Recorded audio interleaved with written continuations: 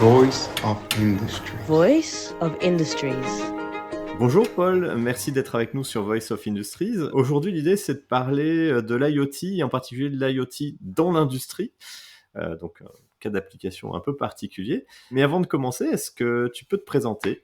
Bonjour Mathieu, merci de me recevoir. Écoute, oui, bien sûr que je peux me présenter, Paul Pinault. J'ai eu un bon passé dans l'industrie. Je suis plutôt un passionné par l'informatique, passionné par la microélectronique et passionné depuis 10-15 ans maintenant, entre autres par l'Internet des objets, que j'ai vu vraiment comme une révolution quand ça a fait un boom autour de 2013-2014. Une révolution qui par ailleurs rejoignait deux de mes passions qui sont l'informatique et la microélectronique, puisque en fait de formation, en fait, je suis informaticien mais avec une spécialité en microélec. Et ouais, j'ai toujours été attiré par ces deux domaines et l'idée de pouvoir réunir ces deux domaines ensemble dans quelque chose qui était assez novateur et qui était l'Internet des objets, qui est toujours l'Internet des objets d'ailleurs, m'a animé, voilà, au travers de projets entrepreneuriaux et puis au travers du partage sur des technologies dont on va parler, je pense, voilà, qui sont les technologies qui permettent de faire communiquer les objets les uns avec les autres. Merci, on est en plein dans le cœur de ton expertise. Ravi en tout cas que tu puisses nous la partager. On parle d'Internet des objets ou IoT, on va dire dans sa version contractée à l'anglaise. Déjà, est-ce que tu peux nous expliquer qu'est-ce que c'est concrètement et qu'est-ce que ça recoupe, on va dire, en termes de capteurs, d'infrastructures et autres, que ce soit un peu clair, parce que c'est un mot qui reste encore assez conceptuel pour beaucoup de monde dans l'industrie. Écoute, je vais définir l'Internet des objets de façon qui est peut-être un peu inhabituelle parce que dès qu'on parle d'Internet des objets, en fait, tout le monde a en tête l'objet. Voilà. Et en fait, le mot qui est important dans Internet des objets, c'est pas objet, c'est Internet. En fait, le mot qui est important, c'est rassembler la communication ou des éléments de données captés de l'environnement physique par plein d'objets, les mettre ensemble pour créer des connaissances nouvelles. Et c'est vraiment cette notion-là qui est hyper intéressante, c'est la création de connaissances nouvelles grâce à la captation d'informations physiques. L'Internet des objets, d'une certaine façon, c'est le big data dont on parlait dans les années 2000 et quelques avec l'avènement d'Internet. Sur Internet, on a généré des tonnes de data. Grâce avec ça, on a créé plein d'intelligence, alors avec des objectifs plus ou moins agréables comme nous cibler dans des publicités, faire des profils hyper efficaces de nous et ainsi de suite, mais aussi plein d'autres intérêts à ces processing de data. En fait, l'Internet des objets, c'est arriver à créer ces mêmes intelligences, mais dans le monde physique et non plus dans le monde virtuel. Et ça a des impacts qui peuvent être considérables. On a évoqué ensemble déjà la question de l'IT for Green et du Green IT. Cette notion d'impact environnemental, c'est pas une notion virtuelle, c'est une notion physique. Si on veut le comprendre, si on veut le modéliser, si on veut l'optimiser, il nous faut de la data du monde physique. Et l'objectif de l'Internet des objets, c'est de créer cette base de données de monde physique sur laquelle on va pouvoir créer cette intelligence. Enfin, ça, c'est la vision, tu vois, vraiment haut niveau. Très, très macro. Ouais, d'ailleurs, qui est très intéressante parce que je trouve il y a un peu peut-être un élément d'incompréhension dans le monde industriel, c'est que sur l'industrie, ça fait des décennies qu'on a des capteurs avec des câbles qui remontent de la donnée dans des automates et on a déjà de l'information. Alors, qu'est-ce que ça change ? Alors ça, je vais t'en parler parce que il y a deux notions assez différentes qui sont un peu mélangées. La première notion, c'est celle de l'IoT pour l'industrie. Et la deuxième notion, c'est celle de l'IoT industriel, qu'on appelle IIoT. Voilà. Moi, je fais vraiment une différence entre les deux, au sens où l'IoT pour l'industrie, c'est de l'Internet des objets, tout ce qu'il y a de plus classique, il pourrait être pour la maison, il pourrait être pour l'environnement, et là, il est pour l'industrie. Donc, c'est grosso modo, je vais aller mettre dans un environnement industriel des capteurs qui me permettent de connecter des données nouvelles, qu'aujourd'hui, je ne pouvais pas avoir sur mes machines. Voilà. Et ça va avoir plein d'impacts, dont l'optimisation de mon procédé industriel.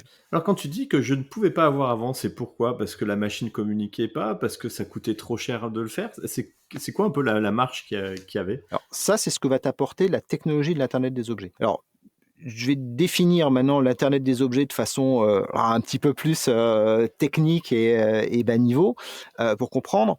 Ce qui a amené l'avènement de l'Internet des objets autour des années 2013-2014, qu'on ne pouvait pas faire avant, en fait, c'est que l'Internet des objets est arrivé avec une technologie qui permet à la fois une communication longue distance, et quand on parle de longue distance, on parle de kilomètres. Donc des kilomètres, ça convient pour faire des réseaux nationaux, mais sur une échelle industrielle, c'est intéressant aussi. Parce qu'un site industriel, entre ces bâtiments de production, de stockage, ces parkings, et ainsi de suite, ça fait 1 kilomètre. Quand on parle d'une mine, ça fait 2 kilomètres. Quand on parle d'une exploitation agricole, que c'est une industrie, ça fait plusieurs kilomètres. Donc avoir des technologies qui communiquent à plusieurs kilomètres, c'est intéressant dans ces contextes-là. Communiquer à des kilomètres, on savait le faire déjà, ça c'était pas la question. Ce qui est devenu nouveau, c'est la possibilité de communiquer à des kilomètres avec très peu d'énergie. Et ça, c'est ça la révolution de l'Internet des objets. C'est de dire que je peux avoir un capteur qui va tenir dans la main, donc qui a une petite batterie, qui va communiquer à 2 kilomètres ou 10 kilomètres de distance, et ça, il va être capable de le faire pendant 5 ans ou pendant 10 ans. Et donc, quand on parle de data qu'on ne pouvait pas obtenir, on pouvait bien sûr, si je veux connaître par exemple, un truc bête, j'ai mon stockage de produits, de matières premières, et je me dis, tiens, finalement, en fonction de la température, hygrométrie, du temps qu'il est là, peut-être que ça a un impact sur ma production industrielle. Et par avant, je ne le mesurais pas. J'aurais pu le mesurer. Mais pour le mesurer, il fallait que je mette en place une infrastructure complexe. Il fallait que je trouve un capteur, bon, ok, ça existe. Il fallait que je le branche, donc il fallait que je tire des câbles un petit peu partout dans mon usine pour mettre ce capteur-là. Et ça représentait un coût. En général, le coût, il n'est pas dans l'objet, hein. Le coût, il est dans le câblage et l'installation et la maintenance. Et donc, ce coût-là, on va dire avant, ça représentait peut-être 1 000 € par capteur. Et puis, si je veux quelque chose d'un peu précis dans mon stock, il fallait que je déploie 100 capteurs. Donc, 100 000 € pour aller capter de l'hygrométrie, de la température. Sacré budget, finalement, on a d'autres priorités, on ne le fait pas. Donc, on ne captait pas cette donnée-là parce que ça coûtait trop cher de la capter. C'est un exemple parmi d'autres, hein. Des fois, c'est parce qu'on ne peut pas installer le capteur à cet endroit-là parce qu'on ne peut pas aller chercher la donnée, on ne peut pas mettre le câble. Si je veux prendre, je dis une bêtise, mais si je veux prendre une donnée au fond d'un four, peut-être que je ne peux pas aller rentrer le câble au fond du four. Voilà. Alors, faut qu'on soit avoir l'objet qui est capable de résister à la chaleur du four, c'est un autre problème aujourd'hui. Mais vous voyez, l'image, c'est celle-là. C'est je manquais la donnée parce que ça coûtait trop cher d'aller chercher autre. Avec l'Internet des objets qui me permet d'avoir des objets qui sont déployés simplement en les scotchant au mur et qui vont avoir une durée de vie de 5 ans, potentiellement 10 ans, en fait, j'élimine cette problématique et le coût de déploiement de mon objet, au lieu d'être 1000, devient quelque chose de 100. Et donc là, 100 objets à déployer à 100 €, on est en train de parler d'un budget de 10K, ça passe. Voilà. Donc en fait, c'est une des raisons pour lesquelles on va aller chercher cette donnée-là, c'est cette capacité à passer à l'échelle, d'où cette notion d'Internet, pour aller déployer. Si je prends le monde agricole, je prends une exploitation par exemple laitière avec 200 vaches, si connecter une vache, ça coûte 50 € ou 100 €, ça va représenter un budget important, je ne suis pas sûr de le récupérer sur le lait. Si maintenant, grâce à ces technologies-là, ça coûte plus que 10 ou 15 €, là, ça change le paradigme et là, ça me permet d'avoir un retour sur investissement. Derrière, c'est vraiment une question de retour sur investissement, hein, qu'on va retrouver. Donc, si on regarde l'Internet des objets, son émergence au niveau le plus technique, voilà, c'est ça le changement, c'est la capacité à déployer de façon massive des flottes d'objets qui nous permettent d'avoir des données d'intelligence. Et si je refais le lien avec ce que je disais précédemment, si j'ai un capteur, j'ai pas beaucoup d'intelligence. Si j'ai 100 capteurs, là, je crée de l'intelligence et cette intelligence, elle a de la valeur. Et la valeur, elle est dans l'intelligence, elle est dans la data, elle n'est pas dans l'électronique à collecter la donnée, hein. Elle est vraiment dans le traitement que je peux faire de la data. Et est-ce que tu as quelques cas d'exemples concrets industriels où cette IoT a permis d'ouvrir et de réaliser des nouveaux cas d'usage? Et je vais te prendre un exemple qu'un sujet sur lequel j'ai travaillé il y a quelques années, qui est autour du comportement de conduite. Les enjeux derrière, c'est faire de meilleurs conducteurs pour réduire le nombre d'accidents, hein. Je le rappelais, en France, il y a 3600 morts sur les routes par an, c'est-à-dire que tous les jours, il y a 10 personnes qui meurent. On n'en parle pas, beaucoup moins que plein d'autres sujets, mais il y a quand même 10 personnes qui meurent par jour sur les routes en France. Ça, on peut le réduire. On peut le réduire en conduisant mieux, par exemple. On peut le réduire aussi en améliorant la route, c'est-à-dire en identifiant les zones sur lesquelles on a des risques potentiels d'accident. Mais pour ça, il faut être capable de dire ce que c'est qu'un bon conducteur. Il faut être capable de dire ce que c'est qu'une zone à risque. Et je ne sais pas écrire l'algorithme d'un bon conducteur. Il y a des gens qui ont essayé, hein, les premiers algos, c'était assez rigolo parce qu'ils jouaient sur l'accélération, par exemple. Si j'accélère fort, je suis un mauvais conducteur. Alors donc, si vous rentrez sur l'autoroute, l'algo, en gros, a l'air de dire qu'il vaudrait mieux rentrer tout doucement et arriver sur l'autoroute à 50 km/h et ensuite mettre 3-4 km pour être à 130, et que ça, ce serait un comportement qui serait bon. Vous voyez, ça n'a pas de sens. Donc, on ne sait pas écrire l'algo du bon conducteur, c'est compliqué. Donc, en fait, on peut avoir une autre approche, qui est une approche par les données massives. Donc, cette approche, c'est de dire, en fait, globalement, dans la moyenne, les gens se tuent pas sur les routes, donc globalement, les gens sont des bons conducteurs. Et donc, ce qui va nous intéresser, c'est de regarder quel est l'écart par rapport à la moyenne de certains individus pour dire là, c'est plutôt un individu qui est en écart prudence, ou là, c'est un individu qui est en écart plutôt dangereuse. Et ça, je vais pouvoir le faire grâce à une flotte de données importante qui me permet de savoir quel est le comportement normal, et en le contextualisant, ce qui est hyper important, en disant sur ce petit bout de route, c'est ça le comportement normal, d'un point de vue vitesse, accélération, freinage, ainsi de suite, en fonction de critères qui peuvent être la météo, le jour, la nuit, ainsi de suite. Donc on va pouvoir créer un contexte important et avoir des données pour chacun de ces contextes, et ensuite quelqu'un qui rentre sur cet endroit-là, dans ce contexte, on va voir comment il se situe par rapport aux autres. Là, on est vraiment sur une question de j'ai des objets massivement déployés qui permettent de créer cette intelligence qui est c'est quoi le comportement normal dans un contexte donné, et ensuite de regarder chaque individu par rapport à ce contexte-là. Voilà. Et ça, c'est vraiment une illustration de l'Internet des objets. C'est pas un peu ce qu'ont fait les assureurs anglo-saxons en équipant leurs assurés de mouchards sur leurs véhicules? Complètement. Il n'y a pas que les anglo-saxons, les américains. En fait, finalement, tous les pays où l'assurantiel est très cher ont un intérêt à ce qu'ils aient chez eux les meilleurs conducteurs. Alors, je vais dire ça bêtement, mais c'est finalement, quand tu commences à mettre un mouchard sur les gens, même si tu avais juste une boîte en plastique, c'est plutôt les bons qui viennent chez toi. Donc, il y a déjà cet effet-là. Mais aussi, ça leur permet d'avoir de la data, et ça leur permet du coup de garder les bons, parce qu'il y a aussi ce côté qui est important pour eux, c'est il faut attirer ceux qui présentent le moins de risques, mais il faut surtout éviter qu'ils partent parce que quelqu'un leur propose un prix moins cher. Donc, ils sont capables de faire une assurance à la carte grâce à ces systèmes-là. Moi, je te cache pas que en tant qu'assuré, quand mon assureur m'explique que je vais payer plus cher parce que ma voiture elle est rouge, par exemple, j'avoue que j'ai un petit peu de mal à comprendre. J'aime bien le rouge. Voilà. C'est pas pour ça que je conduis différemment de quand j'ai une voiture bleue. Voilà. Il se trouve que les statistiques pour eux font que le rouge est une voiture qui a plus d'accidents que les autres. Mais moi, je préférais qu'on me dise, vous, c'est plus cher parce qu'on a remarqué quand même que dans les ronds-points, vous alliez un peu fort, quoi, et que ça, on considère que c'est quelque chose qui représente un risque. Voilà. Parce que là-dessus, je peux m'améliorer. Je vais pas arrêter le rouge sous prétexte que c'est plus cher. Ça, c'est dommage, quoi. Donc, si on revient au sujet de l'industrie, ce que nous on a pu voir, et c'est assez récent, hein, je dirais, on voit de l'IoT que depuis peu sur les sites industriels, hein. Mais je dirais, et ça fait lien avec l'épisode qu'on a pu faire sur l'IT for Green, on se rend compte en fait que les industriels avaient très peu d'informations sur leur consommation d'énergie, sur leur consommation d'eau, parce qu'en fait, ça nécessitait d'avoir des capteurs un peu partout dans l'usine pour pouvoir avoir une information détaillée. C'est-à-dire qu'évidemment, ils avaient le compteur général qui sert à la facturation, mais par contre, savoir tel atelier, telle ligne de production consomme quand et comment, c'est une information qu'ils n'avaient pas. Et avec ces capteurs que tu décrivais, qui coûtent quelques dizaines, voire une centaine d'euros, ils ont été capables d'instrumenter les départs vers les différentes lignes, les différents ateliers, de mesurer des compteurs d'eau, de récupérer des infos sur des compteurs de gaz également intermédiaires.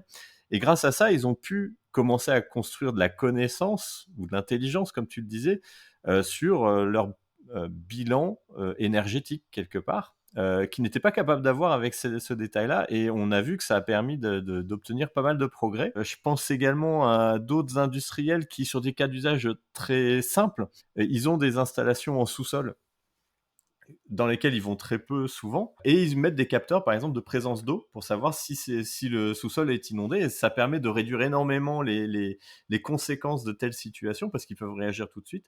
Donc est-ce que toi tu as d'autres exemples comme ça d'applications industrielles de l'IoT? Alors, moi, je vois il y a deux grands domaines dans l'IoT, dans l'industrie. Tu as le côté un peu sécuritaire, utilities, tu vois, que tu as évoqué avec la détection des fuites d'eau. Moi, j'ai vu aussi des cas, par exemple, sur la prévention incendie qu'on retrouve beaucoup. Tu retrouves aussi beaucoup sur l'intrusion. Donc ça, c'est les cas qui reviennent souvent, tu vois, sur le compteur électrique, enfin, le tableau électrique, de savoir quelqu'un l'a ouvert. Ça, c'est une information. Ça permet à la fois de faire de la sécurité personnelle pour s'assurer qu'il soit refermé. Ça permet de comprendre pourquoi elle était ouverte, parce que si tu t'y attendais pas, c'est peut-être qu'il y a quelqu'un qui fait quelque chose qu'il ne devrait pas faire. Voilà. Et puis, éventuellement, si jamais il se met à chauffer, tu peux prévenir un incendie quelques minutes ou heures avant que ça arrive, et donc éviter des problèmes beaucoup plus gros. Donc, il y a beaucoup ce volet sécuritaire utilitaire. Et là, on revient à ce que je disais tout à l'heure. En fait, précédemment à l'IoT, si tu voulais surveiller un équipement comme celui-là, bah, fallait amener un câble qui allait traverser l'usine pour choper la valeur. Ça coûtait assez cher. Aujourd'hui, tu mets un petit objet à l'intérieur, ça coûte pas cher, c'est déployé en quelques minutes. Dans cet environnement-là, tu n'es pas trop dans la création d'intelligence, honnêtement, hein, sur ces sujets-là. Alors, tu peux en faire un peu, mais on va dire que tu es vraiment plutôt transactionnel, du type j'ai détecté un état, je mets une alerte et je crée un process. Ça, c'est un truc d'ailleurs, je ne l'ai pas évoqué encore, mais qui est assez important pour en reparler, c'est que l'Internet des objets, en fait, c'est du process derrière. C'est pas que de la data. Quand ta data arrive, ça crée un process qui n'existait pas avant et on a de la mise en place de processus. Donc, il y a ce côté utilitaire et puis après, il y a le côté optimisation et le côté data. Là, on va être sur l'intelligence. Et là, quand on parlait par exemple température, hygrométrie dans ton lieu de stockage ou ton lieu de production, c'est des nouvelles données qui vont permettre de mieux comprendre ce qui se passe sur ta chaîne de prod. Et là, du coup, ce que je disais tout à l'heure, il y a l'IoT pour l'industrie d'un côté et de l'autre côté, il y a l'IoT, donc l'IoT industriel. Et l'IoT industriel, c'est beaucoup plus l'exploitation des données qui viennent des machines. Donc en fait, tu as déjà aujourd'hui énormément de données dans tes machines, dans tes automates qui sont produits et qui sont peu exploitées, parce que ces données, elles servent juste au process, à la régulation du process globalement aujourd'hui. Et l'idée, c'est de dire, en fait, ces données-là, si tu te mets à les exploiter et si tu arrives à les comprendre, derrière, tu peux faire des grosses optimisations sur ton processus. Donc ça marche aussi avec un peu ce que tu disais sur, par exemple, la surveillance de la consommation énergétique. C'est un moyen de comprendre ton processus, de te rendre compte qu'au moment où tu démarres ta machine, en fait, c'est peut-être là, quand tu démarres ton four, que tu as la plus grosse consommation et que si tu peux réduire ce nombre de démarrages, quelque part, tu vas faire des optimisations qui sont importantes. Donc, tu as toutes les données qui sont dans ta machine, mais c'est pas suffisant. C'est-à-dire que, comme tu l'as dit précédemment, ta machine, quand elle a été conçue dans les années 80, ce qu'elle consommait d'un point de vue énergétique, c'était pas une question, enfin, c'était pas une grande question. Donc, on n'a pas mis dans la machine les capteurs qui permettent de le savoir. Et aujourd'hui, ajouter ce capteur-là dans la machine de façon native, c'est pas évident. Ça peut coûter cher. Des fois, ça se fait très bien, et puis des fois, c'est compliqué parce que tu touches au process, parce que c'est la machine, c'est pas toi qui l'as fabriquée, parce que t'as pas les sources, t'as pas les accès, enfin voilà. Donc, c'est plus simple de dire, on va mettre un capteur IoT supplémentaire. Et là, pour le coup, ça coûte pas très cher, hein. Tu vas mettre une pince en périmétrique sur l'arrivée de jus et puis on va aller mesurer le courant qui passe, même si c'est pas ultra précis, c'est largement suffisamment précis pour ce qu'on va faire. Et ça, cette donnée-là, en fait, on va venir l'ajouter aux données qui sortent du process. Et on va pouvoir faire le lien. Et on va pouvoir dire, par exemple, de faire ce produit qui est mon produit A sur la chaîne de production. Eh bien, sa consommation énergétique à ce produit, elle est de tant de kilowatts. Et donc, son impact environnemental, par exemple, il est tant de CO2. Alors que pour le produit B, l'impact environnemental, la consommation énergétique, elle est une autre quantité. Et on va pouvoir prendre en compte dans l'ensemble de la chaîne ces éléments-là. Donc, tu vois, sur l'aspect IT for Green, on va pouvoir grosso modo éclairer l'ensemble de mon circuit de production par de la donnée tangible qui va me permettre de prendre des décisions. Je vais me dire, pourquoi est-ce que le produit A, il consomme plus que le produit B? Il n'y a pas de raison. Si ça se trouve, ce produit-là, je le vends même moins cher, donc c'est pas forcément logique à la fin. Et on va se rendre compte que, il y a une phase de processus qui, est une montée en température très rapide avec une très grosse consommation. Et on va se reposer la question en se disant, mais finalement, est-ce que je pourrais pas faire une montée en température plus progressive qui amènerait au même résultat, qui peut-être réduirait ma cadence? Est-ce que c'est grave? Est-ce que c'est pas grave? Et ainsi de suite. Ce que j'ai tendance à dire, c'est que j'aime bien comparer un peu la fabrication industrielle avec la cuisine et de dire que quand on est dans une démarche d'optimisation avec la data, avec l'IoT, on n'est pas en train de travailler très valement sur les ingrédients du gâteau. On est en train de travailler sur la recette. On est en train de se dire, avec les mêmes ingrédients pour obtenir le même gâteau, est-ce que j'ai pas une autre recette qui me permettrait d'y arriver et qui serait moins impactante que ce que j'ai avant? Et donc, pour ça, on peut faire des tas d'essais ou alors on peut utiliser la data. Et donc ça, c'est vraiment tout l'enjeu de l'IoT industriel, c'est d'aller utiliser la data. Et quand je vais utiliser la data, je me rends compte qu'il y a des trous, il y a des endroits, il y a des choses qui se passent, j'ai aucune data qui le justifie. Et c'est là où on va se dire, avec l'IoT, je vais aller chercher les datas qui me manquent pour bien comprendre les choses et être capable de les optimiser. Alors c'est relativement clair sur ce qu'on va pouvoir espérer ou gagner grâce à l'IoT. Maintenant, tu as commencé à évoquer tout un tas je dirais de concepts technologiques qui sous-tendent l'IoT. Tu disais, finalement, ça consomme peu, c'est autonome, ça communique sans fil. Est-ce qu'il n'y a pas des contreparties à ça? Est-ce qu'il n'y a pas des limitations? Et c'est peut-être l'occasion de rentrer un peu dans les technologies qui se cachent derrière cet Internet des objets. Ouais. Alors, il y a une limitation qu'on aura toujours, hein, c'est si on veut communiquer loin avec peu d'énergie, il va falloir qu'on fasse un compromis sur quelque chose. En général, c'est la vitesse de communication. Donc ça, c'est le premier élément qui est assez clé, c'est on va pas dans des technologies IoT, on va pas aller brancher des caméras de vidéosurveillance avec un streaming. Voilà, on va pas mettre des robots qui se déplacent de façon autonome sur ces technologies-là. Elles sont pas adaptées à ça. C'est vraiment des technologies qui permettent d'avoir des capteurs qui remontent de la donnée à intervalle qui est plutôt de l'ordre de la minute ou de l'heure pour atteindre les objectifs d'économie d'énergie qu'on va avoir. Mais c'est grosso modo, c'est vraiment là-dessus que se situe le compromis. Et c'est pour ça qu'on va plutôt avoir des flottes un peu massives de devices qui chacun vont remonter une petite donnée de façon régulière plutôt que de chercher à avoir une grosse station qui remonte plein d'informations à une fréquence élevée. Dans ces technologies-là, on a plein de choses différentes dont vous avez peut-être entendu parler, que je peux séparer un peu en deux grands domaines. Le domaine qui est très orienté télécom, avec une approche qui est une approche assez opérateur, et puis un domaine qui est plutôt un domaine à déployer soi-même, ou on veut dire de nouveaux télécoms d'une certaine façon, donc on a des approches un peu différentes. Donc dans la partie des nouvelles technologies, on va retrouver Sigfox, on va retrouver LoRaWAN par exemple, qui sont des technologies, alors qu'on a deux approches complètement différentes. Sigfox, c'est plutôt une technologie type télécom avec des abonnements, un réseau globalement mondial, enfin aujourd'hui surtout européen, mais qui va avoir un incidence qui est un coût à l'objet avec un abonnement derrière. Alors ça, c'est pas un modèle qu'aiment beaucoup les industriels, objectivement. Donc c'est pas un modèle qu'on trouve beaucoup dans l'industrie. On va le retrouver dans l'industrie plutôt quand on est sur de l'ouverture intersite, quand on est sur donc des flux logistiques, des choses qui transitent d'un prestataire à un autre prestataire. Voilà, donc on a un intérêt parce qu'on a un réseau qui est global et donc on va pouvoir arriver à suivre des objets qui se déplacent sans avoir à se poser de questions sur l'infrastructure à mettre en place. Ce qu'on trouve beaucoup dans l'industrie aujourd'hui, pour les industriels qui déploient leur propre flotte, pardon, c'est du LoRaWAN. Donc LoRaWAN, c'est une autre technologie. Les deux technologies, c'est intéressant, hein, que ce soit Sigfox ou LoRa, sont des technologies qui initialement sont françaises. Voilà, donc depuis il y a des rachats et LoRa est devenu plutôt une technologie américaine et Sigfox plutôt une technologie franco-taïwanaise. Voilà. Mais donc on a eu des changements, mais à la base, c'est des technologies qui sont poussées par des ingénieurs français et donc plutôt, on va dire que la prise en compte de ces technologies-là dans le parc industriel français est assez bonne parce qu'on était les inventeurs de ces technologies. Donc LoRaWAN, donc c'est une technologie qui a un avantage, c'est qu'elle peut être déployée de façon propriétaire avec des réseaux privés qu'on peut déployer dans ces sites. Et donc, on peut se créer un réseau intersite qui va permettre à des objets de communiquer de façon assez homogène. Donc, ça permet de se créer d'être son propre opérateur télécom d'un point de vue global dans l'ensemble de ces sites industriels. Ça, c'est intéressant parce que ça permet, de conserver toute sa data, et deux, ça permet d'avoir un modèle qui est plutôt un modèle CAPEX qu'un modèle OPEX. Voilà. Donc, ce qui tendance plutôt à plaire aux industriels. Il y a un coût d'entrée qui est très faible. Une gateway LoRaWAN, ça vaut 500 €, enfin même on peut en trouver à 200, mais on va dire quelque chose d'un peu industriel, ça va coûter 500 €. Comme je disais précédemment, c'est des technologies qui ont une couverture d'une dizaine de kilomètres. Donc, une gateway placée sur le toit d'un bâtiment sur un site va couvrir l'intégralité du site. Donc, c'est pour ça que je dis qu'il y a un coût d'entrée qui est très bas.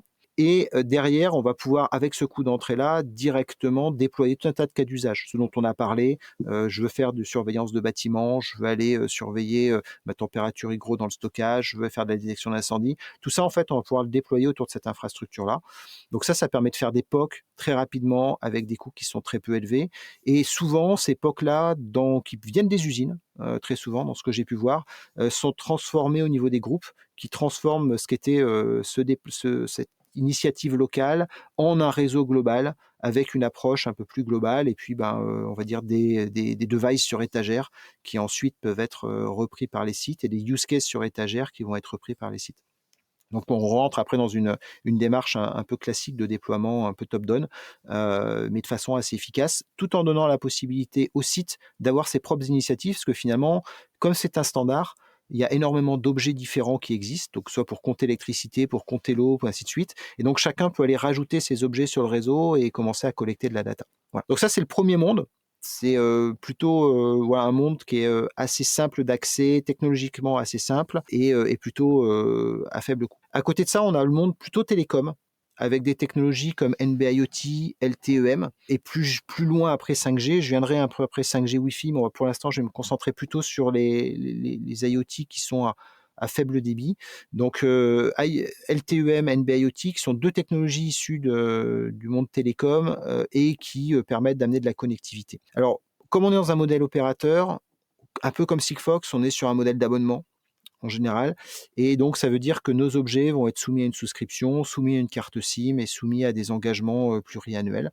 On est plutôt sur un modèle OPEX, concrètement, de base sur ces solutions-là. Et ce que vont apporter ces technologies, c'est deux choses par rapport à celles qu'on a vues précédemment. C'est du débit. Et pour deux raisons. La première, c'est parce qu'elles vont un petit peu plus vite, déjà en communication. Mais la deuxième, c'est qu'elles utilisent des bandes de fréquences qui sont privées. Et donc, on peut avoir une émission continue. Ce qui n'est pas le cas dans les premières catégories, Sigfox, LoRaWAN, où là, on a des règles de partage des bandes de fréquences qui sont libres. Et du coup, un objet ne peut émettre que, par exemple, toutes les 5 minutes ou 10 minutes, selon la vitesse à laquelle il émet.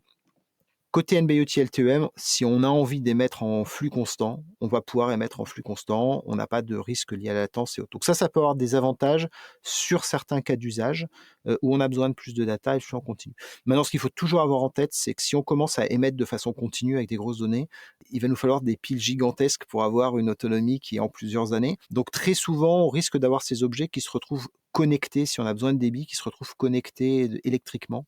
Et ça peut rendre la mise en œuvre un petit peu coûteuse. Voilà. L'intérêt de ces technos, comme Sigfox, c'est si on sort de l'usine aussi, parce que là, du coup, on a une couverture qui est un peu plus grande. Mais je pense, moi, que ce qui va intéresser les industriels dans ces technologies-là, c'est pas forcément l'usage en public, c'est ce que permet la 5G, c'est l'usage privé. Donc la 5G privée, et quand on parle de 5G, on parle de haut débit, mais on parle aussi du bas débit, LTE-M, NB-IoT dont j'ai parlé précédemment, parce que tout ça, ça fait partie de la 5G. L'usage privé du télécom est quelque chose qui est assez intéressant. Je pense que beaucoup de monde cherche les cas d'usage en essayant de faire en 5G des choses qui fonctionnent avec d'autres réseaux. Je pense que l'approche n'est pas bonne. Le principal raison pour laquelle la 5G présente un intérêt dans le monde industriel, c'est le fait que, comme c'est un protocole issu des télécoms, il vient avec une garantie de service. Aujourd'hui, en fait, si on regarde les usines, dès qu'on est en train de parler de transmission avec des débits un peu importants, on est plutôt sur les technologies Wi-Fi. La plupart des AGV, qu'ils soient autonomes ou pas autonomes, vont être reliés avec un Wi-Fi dans l'entreprise de façon à pouvoir être pilotés, tracés, interagir avec les systèmes, ainsi de suite. Et globalement, ça marche bien. Le Wi-Fi a un intérêt qui est un intérêt, on va dire, bureautique, classique, et aussi un intérêt industriel. Donc c'est bien, c'est une technologie qui est assez 4x4. Donc intéressante à déployer. Elle a un problème, c'est que ce n'est pas du tout une technologie qui a été conçue pour la qualité de service. Aujourd'hui, si les Wi-Fi continuent à fonctionner, c'est parce qu'on a un peu une course en avant à la capacité du réseau, qui fait que globalement, le réseau va toujours plus vite que ce qu'on arrive à le saturer. Donc ça, c'est plutôt très bien. Maintenant, imaginons un parc industriel sur lequel l'entrepôt est équipé de milliers de robots qui sont tous guidés par du sans-fil, qui travaillent tous avec de la vidéo, de l'IA qui remonte, ainsi de suite. Donc on commence à avoir des gros débits. Tout ça fonctionne bien jusqu'au jour où deux personnes dans l'usine se disent « Tiens, j'ai la vidéo de mes vacances, t'as vu, j'ai fait du ski, c'était génial, ça fait 4 gigas et je te l'envoie sur ton téléphone. » Et là, on a un échange radio sur les mêmes fréquences qui va se passer, qui va créer des collisions, qui va saturer le système. Et là, tous les robots vont s'arrêter, on va planter l'usine. Et ça, c'est pas acceptable. Donc aujourd'hui, comme je disais, globalement, ça se passe bien parce que les réseaux Wi-Fi sont pas saturés et qu'on n'a pas des grosses demandes d'utilisation Wi-Fi dans le process industriel. Mais ça, c'est quelque chose qui va changer. Et à ce moment-là, on a vraiment des risques industriels. L'intérêt de la 5G en mode privé, c'est de dire, en fait, comme on est sur un réseau télécom où on a toujours de la garantie de service. Alors pourquoi on a de la garantie de service sur les télécoms, c'est simplement qu'en télécom, on transfère de la voix. On a tous fait l'expérience, quand on fait un Teams, à un moment, le réseau se met à ralentir et la voix devient robotique, s'arrête et ça devient compliqué. Donc en fait, dès qu'on sature, ça ne marche plus, la qualité n'est plus là, le service n'est plus rendu. Et donc les télécoms, depuis toujours, en fait, dans leur protocole, on crée, quand on établit une communication, des canaux plus ou moins virtuels sur lesquels on va être garanti qu'on aura de la bande passante, de la latence et ainsi de suite. Voilà. Donc c'est ça qu'amène la 5G, c'est de dire à tous ces robots qui se déplacent partout, chacun vous avez votre bande passante qui est garantie, votre latence qui est garantie, et vous êtes prioritaire dessus, et si jamais il y a deux personnes qui voulaient se passer un coup de fil ou s'échanger des informations sur ce réseau-là, ils ne seraient pas prioritaires et ils ne viendraient pas prendre sur votre bande passante à vous. Et ça va être quelque chose qui aura beaucoup de valeur. Donc, ce qui est en train d'arriver, c'est la 5G dans le monde industriel, et il faut vraiment le prendre sous cet angle-là, plutôt que sur un angle qui aujourd'hui sera un peu je fais de l'innovation et j'essaye de chercher de nouveaux process. Je pense que l'angle, c'est vraiment de se dire, en fait, aujourd'hui, j'utilise un réseau qui n'est pas fiable, qui est Wi-Fi, et là où j'ai des process critiques, il faut vraiment que je commence à réfléchir à le basculer sur des technologies 5G pour éviter d'avoir des problèmes demain. Ouais, c'est clairement ce qu'on voit, hein. Je pense que tu as bien résumé le sujet sur la 5G. On le voit même dans la consommation et l'usage de la data par les équipes sur le terrain. Tant qu'on est dans la salle de contrôle sur un PC câblé, ça marche très bien. Le jour où on est avec une tablette ou un portable à faire une tournée, où on a une checklist à faire, avoir la connectivité partout dans l'usine en Wi-Fi, c'est une vraie gageure. Le protocole n'est pas adapté à l'environnement industriel, ne serait-ce que par les fréquences utilisées, etc. Et c'est vrai que, alors j'ai pas encore les retours d'expérience sur la 5G, je sais pas si tu en as toi, mais globalement, une des promesses, c'est également ça, c'est au-delà de la garantie de la qualité de service, c'est également d'avoir des réseaux beaucoup plus simples à déployer avec moins de bornes pour avoir une couverture au final meilleure sur le site industriel. Indéniablement, hein, les technos 5G sont des technos qui ont ça en commun avec les technos IoT, qu'elles ont des couvertures qui sont en kilomètres. Par conséquent, sur ton site, tu vas déployer une antenne 5G. Alors, ça coûte pas le même prix qu'une base station Wi-Fi, hein. Donc, à la fin, économiquement parlant, le Wi-Fi reste très, très compétitif. Mais tu vas déployer beaucoup moins d'antennes et tu vas avoir une couverture qui est bien meilleure. Clairement, la portée d'un Wi-Fi, c'est quelques dizaines de mètres. Donc, ça t'oblige dans ton usine à mailler ton réseau Wi-Fi avec énormément de points d'accès qui sont finalement assez proches les uns des autres. Et donc, quand tu as grandi ton site ou quand tu as essayé de rajouter le Wi-Fi a posteriori, tu n'as pas toujours trouvé le meilleur endroit optimum pour mettre ton point d'accès, et tu as des zones sur lesquelles tu vas avoir une liaison radio qui n'est pas top, quoi. Je ne te parle pas du bruit qu'il peut y avoir aussi au niveau fréquentiel avec les machines qui sont autour, voilà, qui font que sur le 2 Go 4, tu peux avoir beaucoup de choses. Alors, ça ne veut pas dire que tu n'auras pas les mêmes problèmes sur les fréquences des opérateurs, parce que tu n'es pas non plus sur des fréquences qui sont très, très différentes, très éloignées. Donc tu peux avoir ça aussi qui va rentrer en compte. Ok, je pense qu'on a fait un beau panorama et un tour assez complet sur le sujet. Quelles seraient les perspectives que tu vois autour de ces technologies? Parce que, je dirais, faut pas se mentir, dans l'industrie, on est quand même au tout début du déploiement. Comment tu vois les choses pour les années qui viennent? Et je pense que ça fera une belle conclusion à cet échange. Alors, moi, je pense que l'IoT, c'est plutôt une commodité.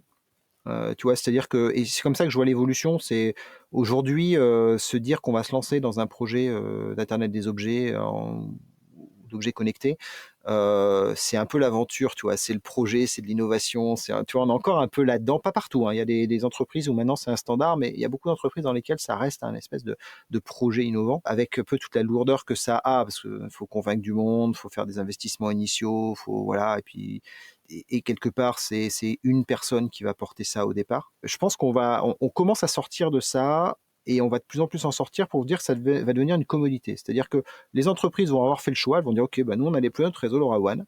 Et ensuite, les usines, globalement, ou les centraux, peu importe, vont se dire, j'ai une problématique. Le portefeuille des objets, il est hyper large. Donc, j'ai une problématique, il me faut un capteur pour compter les passages à cet endroit-là. OK, je vais sur mon catalogue, OK, j'en trouve un, ça coûte 50 balles. Hop, je mets 2 bouts de scotch, je me le pose sur le mur, et voilà, j'ai ma data. Et l'enjeu, ça va plus du tout être l'objet, ça va plus du tout être le réseau, parce que ça, c'est des communautés en place. L'enjeu, ça va être la data. Voilà. Ça va être de dire, maintenant, cette donnée-là, paf, je la reprends, je la remonte dans mon data lake, je l'utilise parce que j'ai un besoin, puis quelqu'un d'autre va pouvoir l'utiliser parce qu'il a un autre besoin. Et ça va devenir une donnée complémentaire qui va venir des fois alimenter et améliorer le process industriel, qui d'autres fois va venir illustrer de l'impact environnemental, des fois va permettre de faire des études sur la fréquentation du site, enfin tu vois, j'en sais rien en fait. La même donnée va être utilisée à plein de choses, et le cœur, ce sera la donnée, parce que, encore une fois, pour moi, l'Internet des objets, c'est de la donnée qui vient alimenter les nouveaux process. C'est faire ce qu'on faisait avant de façon différente grâce à un éclairage amené par la donnée. Donc on va être dans la transformation de process. C'est un point qui pour moi est assez important. La valeur d'une boîte, souvent on le dit, je trouve que c'est important de le rappeler, la valeur d'une boîte quand elle est petite, elle réside dans les personnes qui sont dedans. Si on a des mecs qui sont très forts, on aura des très bons produits et ça va marcher. Quand une boîte elle est grosse, elle réside dans ses process. Et la plupart des boîtes industrielles sont grosses. Donc du coup, globalement, la valeur des boîtes industrielles est surtout dans les process. Et la question récurrente dans les entreprises industrielles, c'est comment j'améliore mes process pour être plus efficace. Et pour améliorer ces process, on a besoin de data, et c'est la data qui drive les process. Donc la data dans le monde numérique, on en a eu plein. On a fait plein d'améliorations dans notre supply chain, on a fait plein d'améliorations dans la finance, parce que tout ça, c'est de la data dématérialisée. Enfin, c'est bizarre ce que je veux dire, data dématérialisée. Je veux dire qu'à la base, la source de cette donnée-là, c'était déjà quelque chose d'immatériel. Donc, on l'a prêté, on a optimisé nos process grâce à ça. Et là, dans l'usine, on a besoin d'optimiser nos process, on a besoin de data, sauf qu'il se trouve que cette data, elle est physique à la base. Et donc, il faut aller la capter. Et la technologie qui permet de transformer des données physiques en données dématérialisées, ça s'appelle l'Internet des objets. Voilà. Conclusion parfaite, et je pense que ça sera le sujet d'un prochain épisode. Qu'est-ce qu'on fait de toute cette data? En tout cas, merci beaucoup, Paul. Merci Mathieu.